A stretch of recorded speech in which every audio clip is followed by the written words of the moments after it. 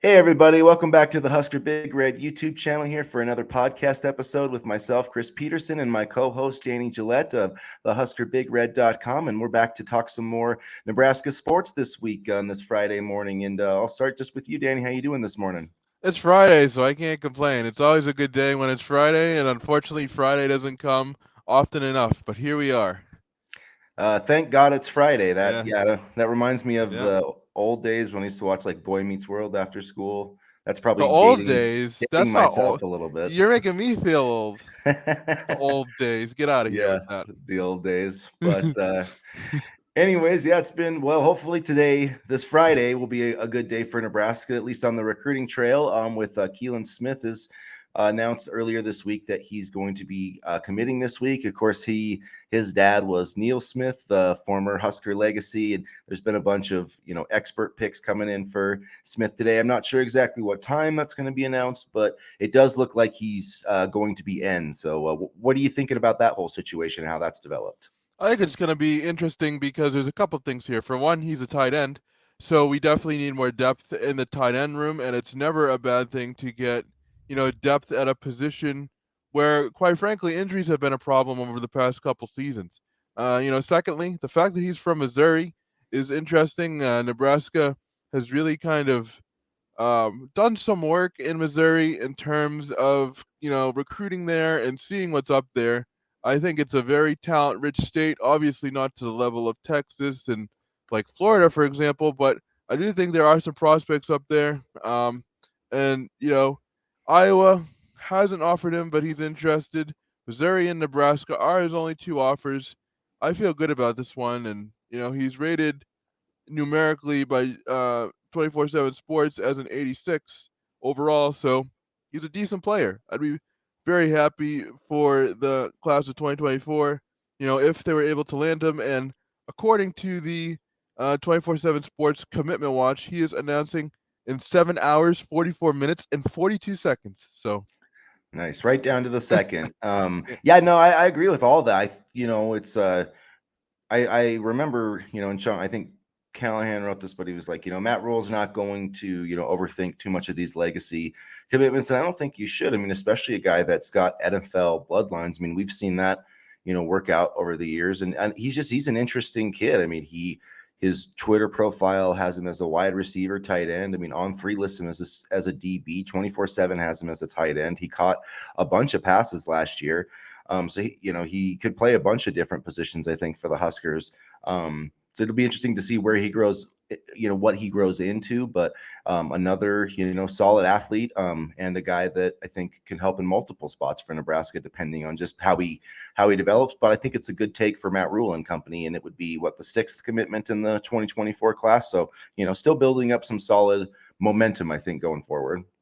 and you kind of hit the nail on the head right there. Positional versatility. He's not, pigeonholed to one position. He has the option to play multiple positions wherever sees fit. Because, the more I think about it, we've talked about the wide receiver depth a lot, but one or two injuries makes that depth go away quickly. And so they could move him to wide receiver potentially. He could stay at tight end.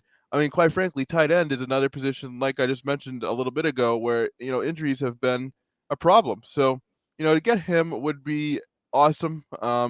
It's not the flashy four-star recruit, but my friend Chris Lindstrom was drafted 15th overall by the Atlanta Falcons a couple of years ago. I think it was 15th. But so it just goes to show that sometimes stars don't always matter either. Yeah, I mean, there was definitely I mean, there was a lot of star players that, 5 stars that got drafted last week, but there was, I believe there was two guys that weren't even rated as any stars that were drafted in the first round. So, it does happen all the time. And I do think Nebraska, it's going to be this program is going to have to be what Trev Alberts said, the premier development program. And I know people that's probably annoyed, but look at what Jim Harbaugh and company did last year. With they had 9 guys drafted, and only one of those guys was ranked in the top 300 of the 24/7 composite rankings. So that shows if you can coach players, if you can evaluate players, you don't have to hit on a bunch of 4-star guys. I mean, that's like basically 8 guys that were 3 stars that got drafted. I mean, and that's a lot to say, and it's going to take time to make that happen. But I really believe that that's going to start happening at Nebraska under Matt Rule. I 100% believe that. And it's interesting that Trev said he wants Nebraska to be a premier development program prior to hiring Matt Rule, because I think that's exactly what he got. He got Mhm. somebody that could develop, and shout out to him and the search firm, and save some money for potentially Will Bolt if things go even further south. But we'll save that for another day. But Yeah. anyway, I think as long as Nebraska starts to develop, and by develop means, I like the fact that transfers made an impact. For example, Trey Palmer was drafted, O'Shawn Mathis was drafted, but I'd love to see some players that we developed in the program start to become NFL draft picks. And while that's not the be all end all, and the transfer portal is great, that would certainly be a notch in Matt Rule's belt, another one in Matt Rule's belt in terms of development. And I think that would mean a lot on the recruiting trail to kids too. And you say, hey, I developed this kid at Nebraska, and now he's in the NFL. That looks great for recruiting as well. Absolutely. Everybody wants to get to the NFL, and especially at a place like Nebraska, where you're not always going to be landing, the 5-star kids or, whatever those, if you can sell them that chance to develop them into a future player, which Matt Rule can do. And he's got a lot of specific instances, I think, that match the kind of players that he's, recruiting still at Nebraska, the speed, the athletes, he's still targeting a lot of those same players. So I like where they're at going forward. I mean, it's I do wish obviously that they had some more traction with certain players, obviously, but it is what it is. I don't think you can really fault this coaching staff. I think they're putting in the effort. I mean, they went out and saw Dylan Raiola this week. They saw Carter Nelson. They saw Brandon Baker, Nathaniel Frazier. I mean, that they're going out and doing the work on the recruiting trail. So it's just but you're recruiting to a 4-8 program. So I mean, yeah, when you're going up against the Georgia Bulldogs, I mean, yeah, that is going to be tough. I mean, that's just the bottom line right now. Yeah, and they've done a lot of work in recruiting without even playing a game under the staff, and I think that speaks to their hard work as well, but they can only do so much until they start playing the games. And I think as much as we want an adjustment period, first year Nebraska head coach Matt Rule, I don't necessarily think we can have one. This year I think we need to kind of hit the ground running, and that's not to say that I don't think we can, because I feel honestly very confident that we can have a successful season this year. Um, and I've seen some record projections. I'm not gonna get into all of that yet, but I mean, I feel like the ship has a captain, so to speak, as opposed to other years. It's an interesting point for sure, and we talked about this as off air as a point I wanted to bring up, but looking back at spring ball, and I know you said you didn't want to talk about wins and losses per se, projection per se, but just on the sense of when we were looking at this team before going into spring ball, and I think we might have done some projections. We both kind of said, yeah, we think they can make a bowl game or whatever, like so we can kind of keep it to that. But have your expectations, I guess, like improved? Have they gone up, or have they gone down, or stayed the same after spring ball and all of this, player movement? AJ Allen, Casey Thompson, some of the guys coming in and out. Where do your expectations stand right now for Nebraska football? They've stayed the same. I think AJ Allen, he was a great running back, and it's we're definitely going to miss him. But I think the running back room has capable players to get the job done. With that being said, I think it's going to have to be relied on a lot on Anthony Grant, but also Gabe Ervin. And Gabe Ervin has been bothered by injuries through no fault of his own. I'm not blaming him at all. It's just the life of a running back, but I think Irvin is going to have a much bigger role this year than he has in previous years, and we'll be able to see if he can handle it. And then with Casey, it's kind of interesting because I thought he was a good quarterback, obviously, but I feel like Jeff Sims is a better fit for the offense. The only problem is we don't really know what Sims can do with not an extensive amount of playing time, but as a full-time leader of a program. So I'd say they'd stay the same for right now. I could see them totally exceeding my expectations, because the other thing about the spring game was that you're not allowed to hit the quarterback. So that also kind of clouds things a bit. But, I feel confident with Sims leading the offense. And, I like the mobility aspect that Sims brings to the table and that this offense will bring, as opposed to standing in the pocket last year under Casey, and that was through no fault of Casey's. I think, honestly, let's be real here. Yeah, I agree with I agree. I looking at Jeff Sims, I watched him some play at Georgia Tech, not a lot, but I mean he looked really good to me in the spring game, and I think that there is the potential he could be an upgrade over Casey Thompson. I mean, heck, if he just to me he looks like a guy that could get drafted as an NFL quarterback. If he can I mean, if he could come out at Nebraska and he could throw for like 60. If he could complete 63% of his passes, like this dude's getting drafted because he's got a strong arm. He can run and he's been productive in his career. I do worry about the injury fact of it, but that's always an issue with running quarterbacks, and hopefully the O-line will protect. The AJ Allen loss, obviously it hurts, but I don't think I wrote this on HuskerBigRed.com. I don't think it really changes the win loss expectation. To me, it was more I thought he was going to be the 2024 probably starting running back. You know what I mean? So like he was coming back from injury. I didn't expect him to have a monster year this year, but I did kind of I do think it hurts the future of the room. But at the same time, I mean, Ramir Johnson was basically not utilized last year, and he's a talented player. Still have Emmett Johnson, Quentin Ives. So I mean, there's still some talent there. My biggest concern with Casey Thompson, I don't begrudge him at all for leaving. And I don't even know if it's I mean, I do think obviously he's going to get NIL, but I mean, he was getting pretty good NIL at Nebraska. I just think, if you're going to play in the NFL, which is probably his ultimate goal, I think he just needed to go somewhere where he knew he was going to get a chance to be on the field because, NFL scouts can't really scout if you're on the bench. And that's, I'm not saying that he's afraid of the competition, but it makes sense. I mean, they're both Sims and Casey Thompson are both starting quarterbacks. So it was always going to be tough to keep them both here. Sims is a better fit for this system. But what I worry about is that I don't believe he's ever played in more than 10 games or 8 games. So that's my biggest concern is the health factor and just we're kind of back to having an unproven backup quarterback. That being said, I still feel good about my prediction that this team is going to go to a bowl game, the season. But we'll see. I can't believe I'm not buying that they were an 8-point underdog to Minnesota. Did you see that? Yeah, I'm not buying that either That because seems crazy to me.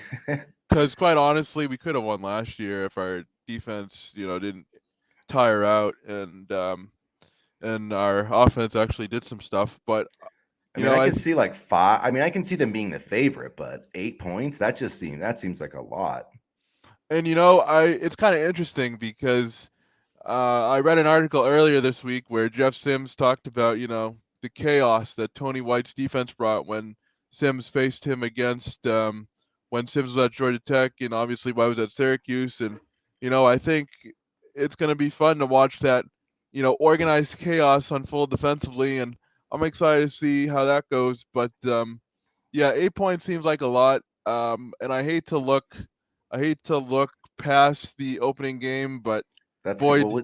Do we even know who's going to be on the team at this point? Like, my no, goodness. boy, I want to win that Colorado game so bad. Yeah, it's you know, I don't. Here's the thing. I mean, Colorado. Yeah, I guess if you're gonna take the Dion perspective, Colorado was 1-11 last year. So I mean, I guess I could see not wanting a bunch of players there, but this turnover it's pretty wild. So I mean, we'll see. But um, you know, he I won at just Jackson State. So I mean, he's got. It's gonna be interesting. No one's ever seen this or done this, or it could be a total failure, or maybe he'll go like 6 wins next year. Like who the hell knows? I just hope he leaves the program in good hands for when he leaves for Florida State in 2 years. Yeah, although Mike Norvell's kind of got he's kind of like last year. Yeah, I remember everybody thought like Mike Norvell was going to get fired going into, and then they win yeah. 10 games, and now they're like number 3 in the. It's crazy just how quickly. Well, and that's like Jim Harbaugh 2 years ago too. How just quickly the narrative changes, or with Mel Tucker on the other side of things. Or even, not even a narrative thing, but Sonny Dykes at TCU. I mean, Yeah. he had them in the college football playoff, last year. So I don't think it's unreasonable in this day and age to say that we can make a bowl game first year under Matt Rule because I think the So transfer you're saying portal. there's a chance we can win the Big Ten West? I mean, honestly, maybe because the West has always been wide open. I mean, we saw it last year. We were terrible last year, and we were in first place for a week. And yes, every day counts, so a week matters. But I think it's going to be a dogfight in the West, and I feel confident about this Nebraska football team competing and getting into a bowl game. And all I know is I want to be writing bowl game articles in my fuzzy socks up here in New England with some nice hot cocoa and not being bored watching all the other teams play. And I don't care if it's the, I don't know, the Starburst Bowl. I just want to get somewhere, some sort of progress, that we can hang our hat on and build off of for year two. The Taco Bell Burrito Bowl. I know That's they can make a that bowl actually for sounds anything. like kind of a cool bowl game. It does. They make a bowl for anything. I wonder how much money, because I know Dave Portnoy over at Barstool now he has his own bowl game. So I wonder how much money it takes to get your own bowl game. Yeah, I don't know. That would be interesting. We should try the Husker Big Red Bowl. Yeah. Nebraska gets an invite no matter what the record. I bet no, we could probably crowdfund that from Nebraska fans, but Honestly, whatever. they would travel too. They would travel. Yeah. So I mean, But we're going to a bowl game, you guys. That's the prediction. We're going. It might be the whatever bowl game, but we're gonna go. Matt Rule's gonna get us there. That's my prediction. I'm sticking to it. and the 12-team playoff. So who hosts the games? So that's so the top four conference champions get buys, and then in the first round, like the 5 through 8 seeds get to host those playoff games. So Okay. so it's kind of weird that so Notre Dame can never be a top 4 seed because they don't play in a conference. So the highest they can ever finish in the seeding is number 5. Well, good, because they needed to join a conference for forever now, and they get Yeah. what they reap what they sow. But I guess if you think about it this way, like there's from the other side, so Notre Dame also doesn't have to play conference championship weekend, so they're basically skipping kind of what's almost a playoff type game, and then you would get the next game at home, so it's almost like they get a conference championship game at home, kind of to play into the 8. I don't know, you know what I mean? So it's like, it kind of sucks, but I also feel like it's kind of fair because they skipped the championship game weekend, and like every other team that's going to be in the playoff is going to have to play, and that's usually a really tough game. So I feel like that it's fair that Notre Dame can't get into the top 4. Although I do think it's pretty stupid that the quarterfinal round. So like you get a first round, but so you're the number 1 team and you don't even get to host a playoff game. That doesn't Right. make any sense to me. Yeah, I don't know. I mean, I'm just happy they're expanding it because I'm tired of Yeah. seeing, the same 4 teams every year. And credit to, the Ohio States, Clemson's, Alabama. Although this year, was a little bit different, but I mean, I'm just happy they're opening it up, and I don't feel sorry for Notre Dame at all. They reap what they sow. I mean, all their other programs are in, major conferences. So I don't understand. Well, I do understand. It's the TV money. Don't they have It's the their TV own? money. Yeah, it's the NBC deal that they don't want to give up. So Makes me want to throw up. I don't like Notre Dame, in case anybody doesn't know this by now. But it yeah, I don't makes like him either. the Well, pageantry on NBC. Give me a break. you are a Boston College guy, so I mean that makes sense. And it's just Lou Holtz annoys me, and Brian Kelly. But hey, you guys did ruin Lou Holtz's We did. 1994 or 93 national championship. So We you always did. got that the field goal. I can't remember Yeah. who won that, but it was so funny because that was 1 week after the game of the century and game day was there, and they beat Charlie Ward in Florida State, and then the next week, boom, lose to Boston College. Brian Kelly annoys me too, and he's from Worcester, so I feel bad ragging on a Massachusetts guy, but he can go take that LSU fake accent. And I just hate Brian Kelly. I don't like Notre Dame. But I will say this: there's certain programs where if college football would be so much better if teams were good, like if Miami was good again, if Nebraska was good again, if Notre Dame was good again, like Florida. Florida. It's just weird that like you go to the Swamp and the team is terrible. Yeah. I mean, and same thing. Same thing for not last year, but in previous years with LSU. I mean, and even us. I mean, look at us. Mhm.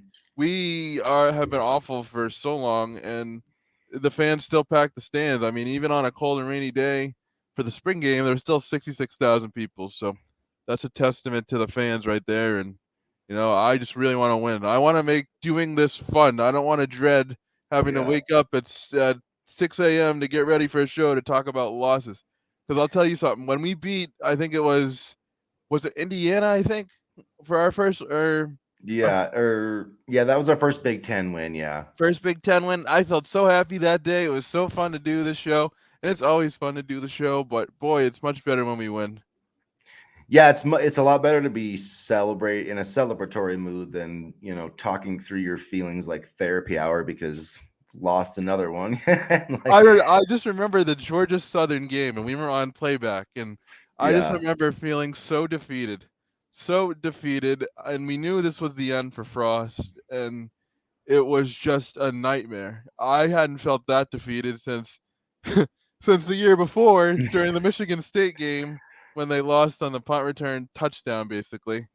And It I'll admit it was that night, that game, that play probably that I thought this Scott Frost thing's not going to work out. yeah, because at that point, I was still a firm believer. I wasn't a firm believer. I had my doubts, but I was always convinced. I'm a Kool-Aid drinker. I just am. I'm a positive person, and I just had convinced myself that it was going to turn around, and that team actually was pretty good. That was the best yeah, like 3-9 college football team in history. But that game that day, I'm just like, I'm like, this, we're cursed. It was the Michael Scott in The Office, and yep. I was just like, we're cursed. That game gave me the feeling a little bit, and then honestly the Michigan game. The Michigan game that year also I was Yeah, kinda they like, should have won that game. They should have won that game. and the Wisconsin game, like, Yep. they were so close to winning so many games, and The then Minnesota game where they like miss like 27 yeah, 4th and 1s, like yeah, just would go up and down the field, and then they get to the red zone, fumble it, or oh god, it's just so and frustrating. then by the time and then it was kinda weird because when the onside kick at Northwest or against Northwestern happened, we all kinda knew that, alright, like, he's probably not gonna last till week 4. Yeah, that was the fight. I was like, oh my, that was the Georgia last Southern, straw. we were just so numb, we were like, "Alright, yep, he's probably getting canned tomorrow," and he did. He did get canned. Yeah, he did get canned. Yeah, Oh, it's so crazy. I just I hope that Matt Rule can get this program back on track, and I think he will. I'll be interested to see what he does. You know, I'm just gonna say it without Tony White and without Garrett McGuire when those times comes, because I don't think they're gonna be on the staff for multiple years. I think they're going to get hired someplace else because I think they're going to be really good football coaches. And I think White, like you mentioned, I think it was on Monday, he's probably going to get a head coaching job somewhere. And then McGuire, everything I've read about him and the way he talks to the press, I could see him getting another big time job somewhere soon. And I'd rather have coaches leave due to promotions and better opportunities than because they suck and they are fired. Yeah, that'll be interesting to see how that goes. I do think Tony White's going to be a head coach at some point, and yeah, Garrett McGuire. It'll be interesting to see what happens with Marcus Satterfield. Like if he gets the chance somewhere else, because I want to say, wasn't he a head coach somewhere before at the FCS I'll, level? I'll look it up right now. I could be wrong, but I could see like Garrett McGuire, being OC, taking over as OC and kicking ass at that, and then leaving to be a head coach somewhere. I mean, that's that's the new rage. The young genius, kind of football guy. So we'll see how that goes. While you're looking that up, talking about the current staff, I did want to talk about our 2024 recruiting quarterback just a little bit before we kind of jump over to some basketball because there has been a little bit of news this week with Kamari McClellan. He's a 3-star quarterback that's going to visit in June, and it's obvious what that potentially means for Dylan Raiola. But just what do you think about Kamari McClellan and his visit? There's no offer yet, but do you think that's a sign that the coaching staff is kind of seeing the writing on the wall with Raiola?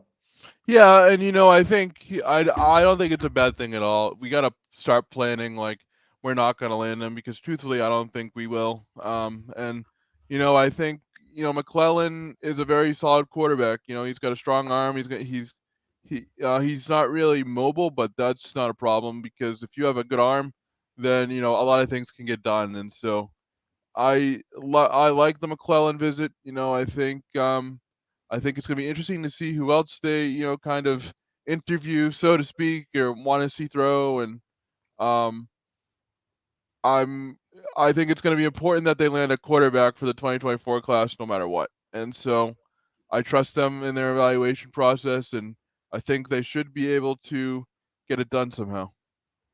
Yeah, I think it's a good step in the right direction. Obviously, we'll have a better idea of where things stand with McClellan, I guess, after that visit, because I'm sure if the Huskers will have a little. That's about a month away, so it'll be they'll have a better idea maybe of where things are with Dylan Raiola, and I'm guessing if Dylan Raiola is either committed or is close to committing, they'll probably extend an offer at that point. I do want to see if they try to get in with Daniel Keelan at some point, and I would still think that once Raiola comes off the board, he would kind of take over as the top target. I'm not saying they're going to get him, but I have it'll be interesting to see if they've made any contact or will try. I would have to think they would at least try. You know what I mean? And he might rebuff that, but then I would think if they can't get him, you would move on to McClellan, who, I mean, Satterfield, was recruiting him pretty heavily at South Carolina, so it's not like this guy, has no offers or interest at all. So South Carolina is still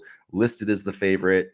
I don't know if they're gonna take two quarterbacks or just one in this class, but I think Nebraska is going to have a good shot if they make a push for him. And like you said, they do need a 2024 quarterback. It's hard to you can't go two classes without signing one. And I know there's the transfer portal and da da da, but you still need to utilize high school recruiting, because I mean the guys are just going in and out so fast. It's like by the time your next developmental quarterback hits the portal, it's like you need another one kind of in tow. So that's my view on it.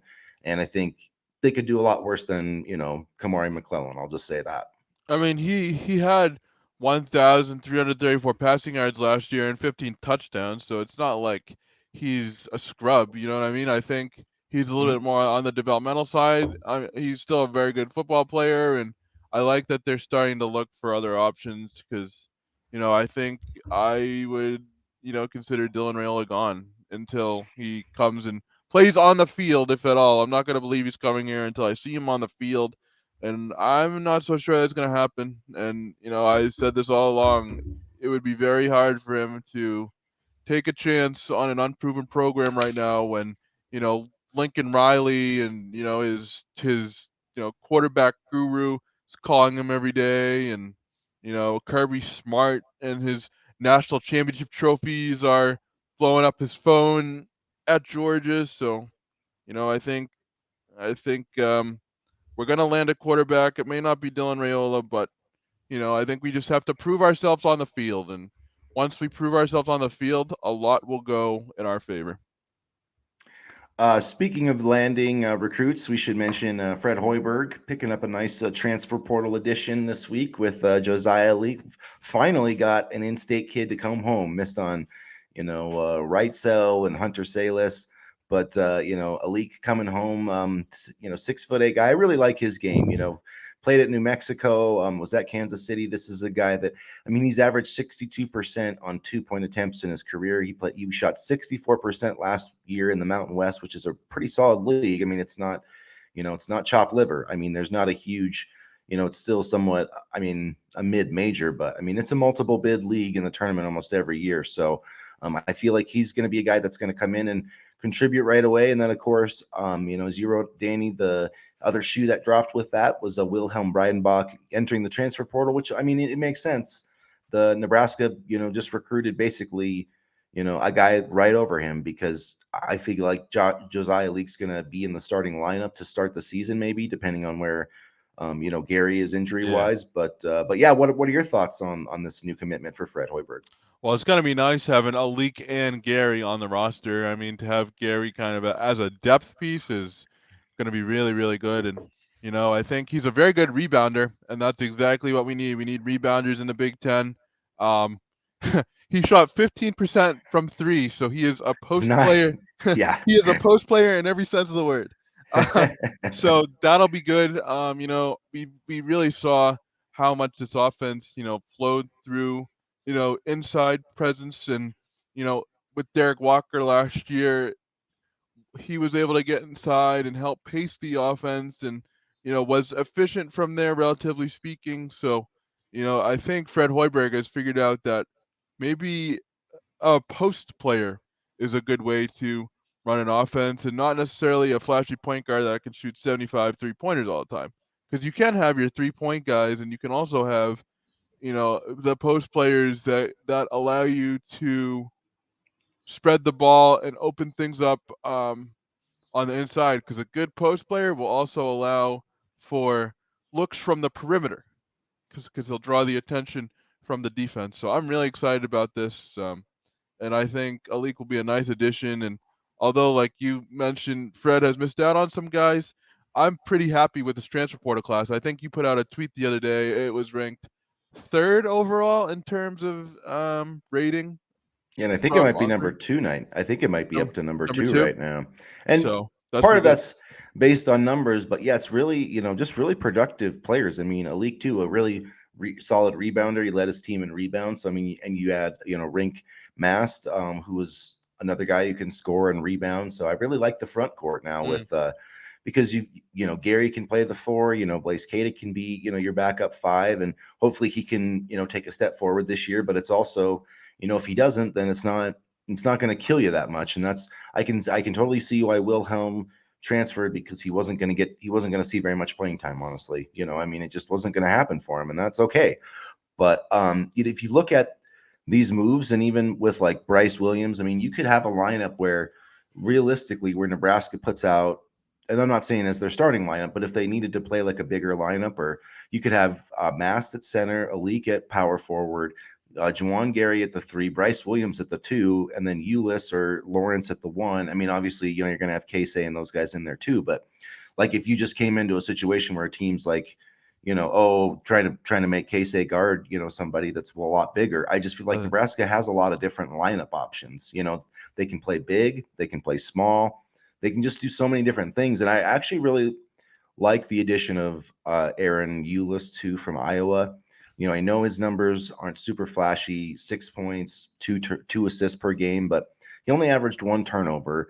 And he only played like 23 minutes a game, but he started like 29 games last year for a Big Ten team that made the mm, tournament. And I just feel like, Fred Hoiberg has a pretty good track record with, Bryce McGowan's and, Sam Griesel, Casey Toman. I mean, Demarcus Lawrence, even I'll throw him in there, of developing, these guys. So I don't, and he's a one of the best shooters of all time. I mean, say what you will about Fred Hoiberg, the man knows how to shoot, and he knows how to coach shooting. So I think that he's going to help Aaron Ulyss be a more productive scorer.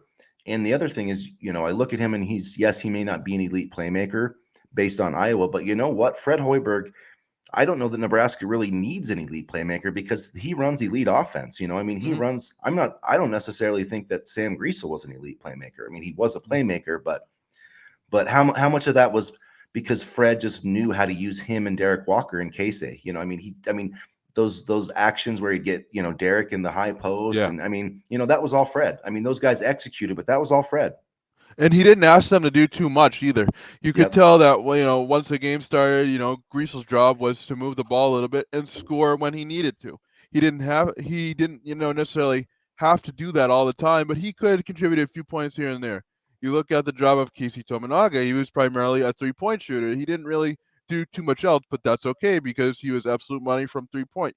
You look at a guy like Derek Walker, he didn't necessarily stray out of the paint too much, but that's okay because he provided a paint presence. It was all very calculated in what Nebraska wanted to do in terms of offensive styles. And as much as say what you want about Fred Hoiberg, but he does do a good job of compartmentalizing player roles to where everybody feels comfortable and not too overloaded. And that's not being soft or throwing too much at him or blah blah blah. That's just being a good coach. And I think he'll do that with this group too. And I think he has a lot to work with. You just kind of highlighted the depth that this team has now. And, I mean, this is a big year for the program. And I'm comfortable with where this roster stands heading into next season. And do you think it's almost a guarantee that Tominaga comes back at this point? Or I haven't really been following too much, but Yeah, I even saw it was one of the it might have been Robin Wash Hut somewhere. He might have said something, but he was talking about his role, or kind of going forward with Casey. So I mean, I would be shocked if Casey didn't come back, for this year. I don't think he did enough last year to warrant, getting drafted. I mean, and he's 6'2", I mean, he's not like, he's going to have to show some stuff, I think. But yeah, I would almost assume him coming back. I think Nebraska's got some NIL stuff figured out for him, and it's gonna be a fun year for him and for everybody at Nebraska basketball if he does make that announcement. It is going to be a big year. This team has enough talent, I think, to get at least to the NIT because Yeah. and you still got Sam Hoiberg, who proved last year, Yeah, he's a he did really solid well. guard off the bench. So, I mean, you've got Ulis, you've got Lawrence, you've got Hoiberg, you got Tominaga, you still got CJ Wilcher, in the backcourt. I know some people it was kind of like maybe Nebraska was trying to recruit over him, but he's still on the roster. So, I mean, and he wasn't terrible last year. And like you said, if you're not asking him to be a starter, then if CJ Wilcher is coming off the bench, like I'm totally fine with that. Yeah, absolutely. Because although he was very hot and cold, when he got hot, he was a pretty good player. And as a bench guy, if you can get him hot, at least maybe twice a week or twice every couple of games or something, that's great production from the bench. So I really like the depth of this team and the different types of styles and the different types of playmakers too. And I think this could be at the very least an NIT team, which leads me to believe that if they are and they win a game or two in the NIT, then Fred stays. Yeah, Fred probably might even get a contract extension at that point, Because you but have to look at the ceiling, like you said, before yeah. with the program. Like the ceiling, I don't know if it's incredibly high for this program, but I think Fred would get a contract extension if they made the NIT. Not like a big one, but at least because I mean, at some point you have to either commit to a coach or not. Otherwise, it's just going to hurt you in recruiting. So, I mean, that's but yeah, and Wilcher, he can play the 2 or 3, and Ramil Lloyd, I'm really interested to see what he will be this year. He was the top recruit of the class a year ago and redshirted, and Yeah. 6'6" guy that can play on the. I mean, he's listed as a point guard at 24/7. I know he's probably not going to play that at Nebraska, but I think he's going to contribute.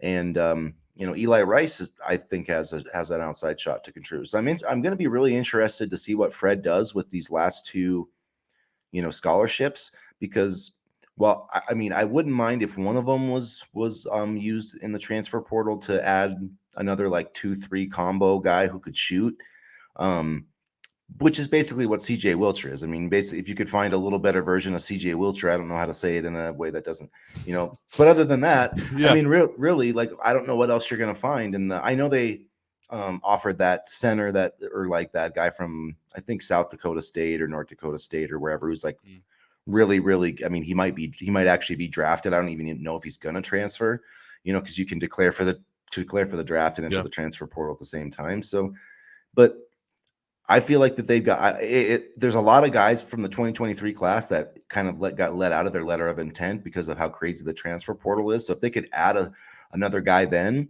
I mean, who's to say? I feel like Yeah. that would be a positive move. But Absolutely. There's tons of depth on this team already, and adding more to it would be, very a good thing, and I think when you look at, the Big Ten schedule and how tough it is, any type of playmaker or any type of, scorer or defender is always a bonus. And I feel like this team, again, can compete in the Big Ten. And I think, quite honestly, they're a little bit more, equipped to do so than last year, even.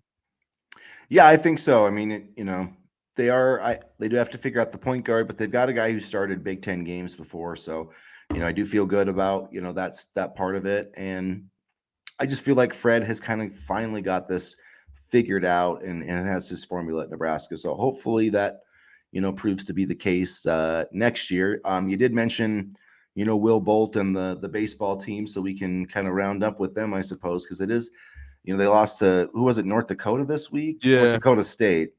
And it was funny not funny, but he basically said, guys were like, taking selfish at bats and, that type of thing in the post-game interview. But Nebraska's still, Maryland's in first place at 11-4 in the Big Ten. Nebraska's 9-6. And guess who Nebraska's playing in a 3-game set on the road this week? Maryland. So they still have a chance in the Big Ten race if they could win 2 or 3 games this weekend, but it's been trending in the wrong direction the past couple of weeks.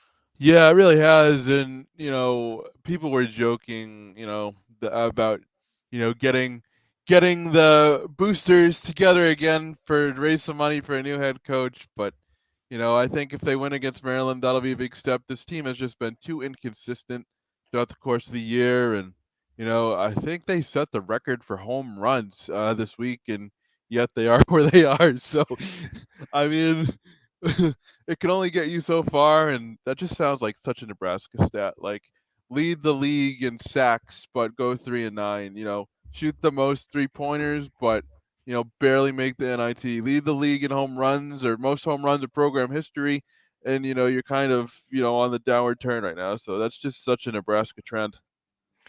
That's too Nebraska right lately. So hopefully they'll turn it around, and then you always got the Big Ten tournament, but Yeah, it would be just like it would be great to see Nebraska basketball be in the NCAA tournament. It would be awesome to yeah, see this team make it to Omaha someday. How cool would that be? that would be really cool, and the fans would be out and watching, and maybe one day. I don't know if Maybe it's gonna one be day. this year, but maybe one day. Someday. My son likes to say that. Maybe someday. So I feel like we've um, been saying that a lot. I want to stop saying that at some yeah. point. Someday Yeah. needs to be right now. Yeah, someday. Yep. That's good. Seems like a good slogan for Matt Rule. He needs to have that posted in the locker room. Someday is right now. That's funny. But all right, guys. Well, I think we'll wrap it up there. But make sure that you guys, hit the like button, go into the comment section, let us know what you think about, the 2023 season, bowl games, the basketball roster, recruiting, Dylan Raiola, whatever. We love to interact with you guys. So hit the like button and comment, and make sure that you hit that subscribe button. And, in lieu, while you're waiting for our next episode, check us out at huskerbigred.com. If anything drops, we've got tons of updates there every single day from Danny and myself. So if you're a Nebraska fan, check it out and hit that subscribe button. You won't regret it. So as always, go Big Red and have a great weekend. Go Big Red. Have a good weekend, everybody.